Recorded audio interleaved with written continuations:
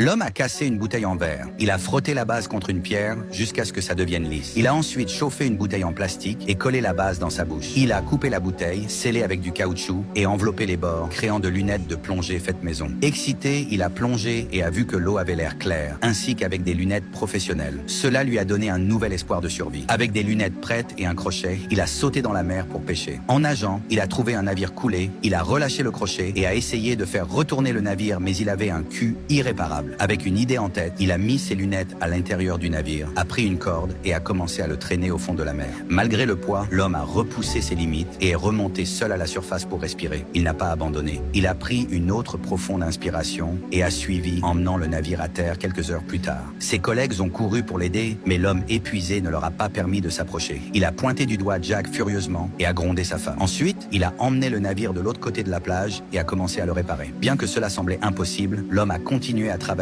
même avec des étourdissements dus à la faim. Le lendemain, il a recouvert les restes d'une planche en plastique et a fabriqué une bougie. Le navire pouvait naviguer tant qu'il n'y a pas de mauvais temps. Quand Jack a vu que l'homme n'était pas là, il a immédiatement réveillé sa femme et ont profité du fait que l'homme pêchait pour s'échapper. Ils ont poussé le navire dans l'eau. Bien que l'homme les ait découverts, il était trop tard. Alors que le navire s'éloignait, au lieu de désespérer, l'homme a montré une apparence curieuse en le regardant être abandonné à jamais sur l'île.